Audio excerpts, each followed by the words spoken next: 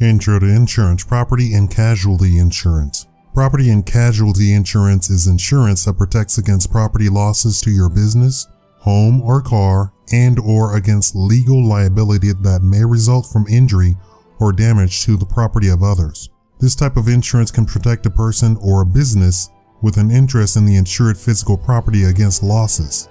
Let's examine some of the things to look for in the different types of property casualty insurance.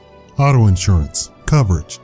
An auto insurance policy typically covers you and your spouse, relatives who live in your home, and other licensed drivers to whom you give permission to drive your car. The policy is package protection, which provides coverage for both bodily injury and property damage liability, as well as physical damage to your vehicle. This damage can be included both that caused by the collision and damage caused by things other than collision, such as flood, fire, wind, hail, etc. Common types of coverage. Auto insurance typically covers personal injury, PIP, medical payments, uninsured motorists, underinsured motorists, auto rental, emergency road assistance, and other damages to your car not caused by a collision such as flood, fire, and vandalism. Other coverage is available too. Deductible. The deductible is the amount that you will pay out of pocket when you file a claim. Typically, the higher the deductible, the lower your premiums. Insurance rates. How much you pay will depend on many factors, including your driving record, the value of your vehicle, where you drive, how much you drive, your marital status, your desired coverage, your age, sex, and even your credit history. Homeowners insurance. Our homes and their contents are our greatest assets. That is why it is imperative that we protect their value. Homeowners insurance helps us achieve that goal. Let's break down the different concepts that encompass this area. Coverage. Homeowners insurance typically covers the dwelling, the structure, personal property, and contents, and some forms of personal liability. The policy may cover direct and consequential loss resulting from damage to the property itself, loss or damage to personal property, and liability for unintentional acts arising out of the non-business, non-automobile activities of the insured and members of the insured's household. Types of insurance. Are you ready to decipher the codes? There are 6 standard forms of homeowners insurance containing personal property coverage. Number 1, HO0002, Homeowners 2, Broad Form.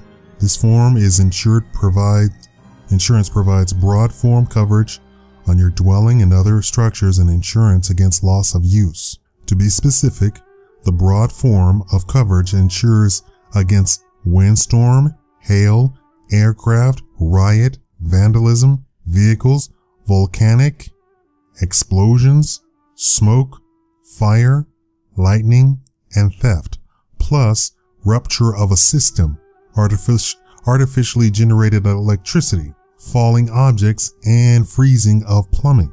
HO0003, Homeowners 3 Special Form. This special form insurance offers coverage for more causes of loss than the HO0002. HO0004, Homeowners 4, Contents Broad Form. This is a renter's policy. Even if you don't own your home, you should consider having this type of insurance. Your landlord's insurance will not cover damage to your personal property or liability against you. Think about how much it will cost to replace all of your furniture, clothing, etc. If you feel this isn't a loss you could bear, consider buying this type of insurance. And let me take a side note. I lived in an apartment, and I live in Vegas. It rarely rains, but it rained one day, for maybe 2 days. I woke up, took a shower, and went to my walk-in closet. I opened the door, and water came pouring out. Now, I'm not saying I'm a slob, but I'm not Mr. Perfect. My walk-in closet did have stuff hanging up, but most of my clothes were on the floor of the walk-in closet. All of those clothes were ruined, and when I went to report it to the landlord, She shrugged her shoulders and said, "Oh well, we'll see about fixing the leaks outside." I didn't know about renter's insurance at the time, so I had to replace everything. I also had some electronic equipment sitting on the floor as well. So I was out all of that. Can you imagine having to replace that all at once? I had clothes still that were hanging up and that were on the shelves, but everything that was on the floor was trashed, gone. HO0005, Homeowners 5 Comprehensive Form.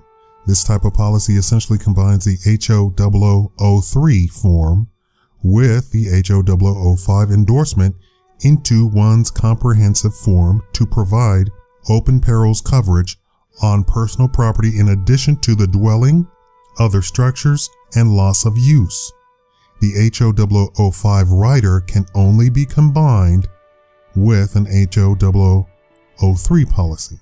HO0006, Homeowners 6 Unit Owners Form. This is a condominium policy. This type of policy is different from a homeowner's insurance policy in that it is designed for individuals who live in a unit structure owned and insured by a condo association, townhouse association, cooperative, homeowners association, planned community, or other similar type of organization. The insurance the association provides only covers the outside dwelling, not the contents of your unit. So it's important to consider purchasing this type of insurance to protect against personal property losses and liability. HO0008, Homeowners 8, Modified Coverage Form. This form of insurance settles losses on an actual cash value basis and is usually only used to cover older structures where the cost of replacement far exceeds the value of the structure.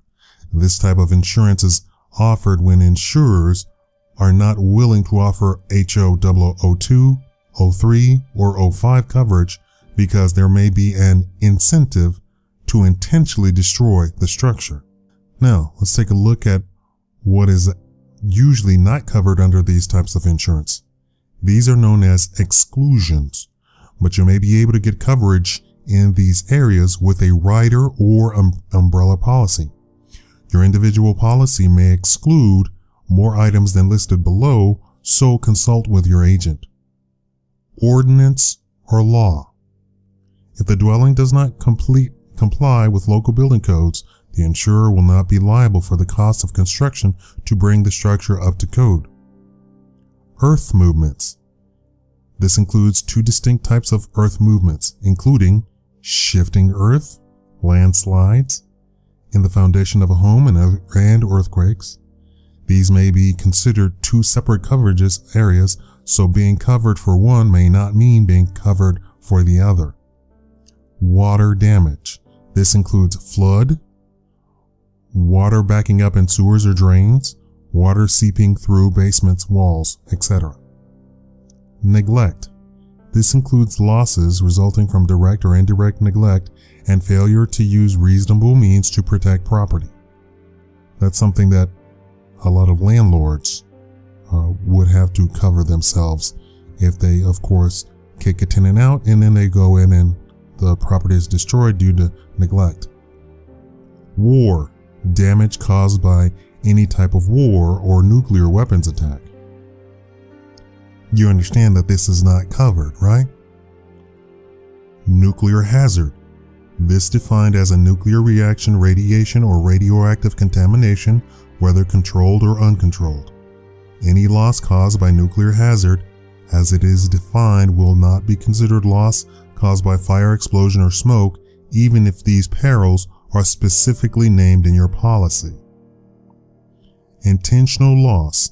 Any damage intentionally done to one's own property is excluded for obvious reasons.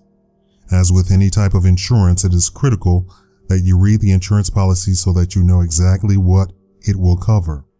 The amount of coverage you should consider should be based on the replacement cost value of your home or property. Replacement costs on one's dwelling provides that if, at the time of loss, the amount of insurance covers at least 80% of the replacement cost of the dwelling, the loss will be paid on a replacement cost basis.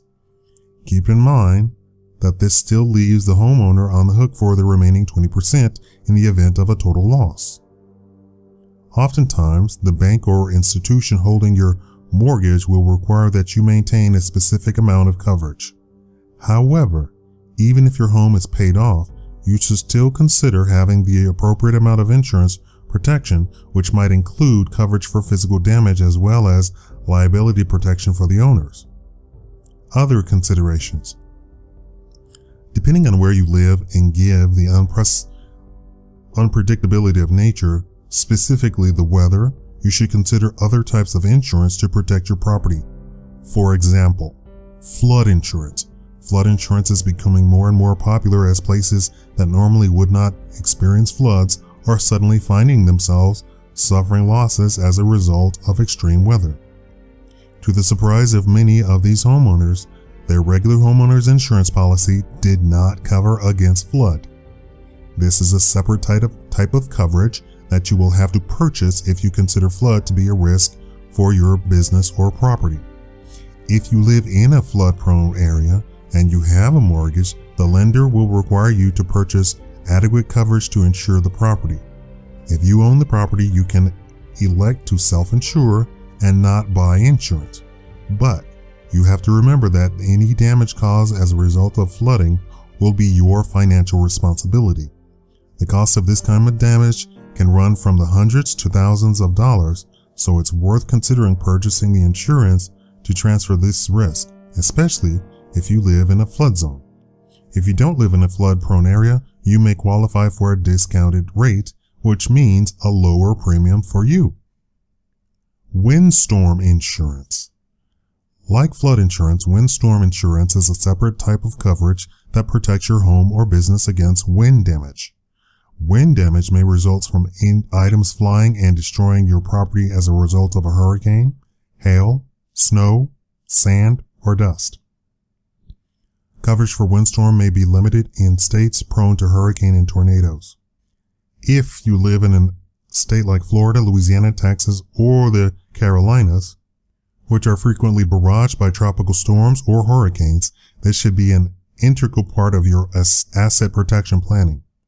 Consult with your agent or broker for more details on this type of coverage. When I lived in Louisiana, the insurance companies refused to cover flood, tornadoes, hurricanes. You could not get such insurance at all. And they can do that. There's no obligation. They're private companies. There's no obligations for them to cover you just because you want it. Umbrella liability policies. Umbrella insurance helps you protect your assets if you are sued. If you are worried that the liability insurance coverage you have through your auto or property policies is still not enough, you can consider adding an umbrella policy. An umbrella policy is basically an additional policy that kicks in when your other insurance policies have reached their limits. The amount of coverage and types of coverage offered by these policies varies, as will their premiums.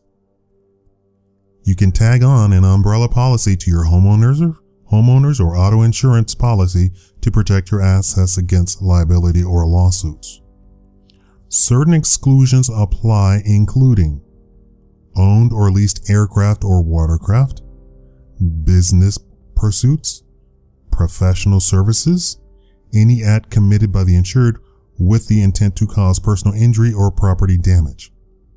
Umbrella policies are fairly inexpensive to acquire, and coverage ranges from $1 million to $500 million or more. You might expect to pay between $200 to $500 for $1 million in coverage. There is no specific umbrella deductible.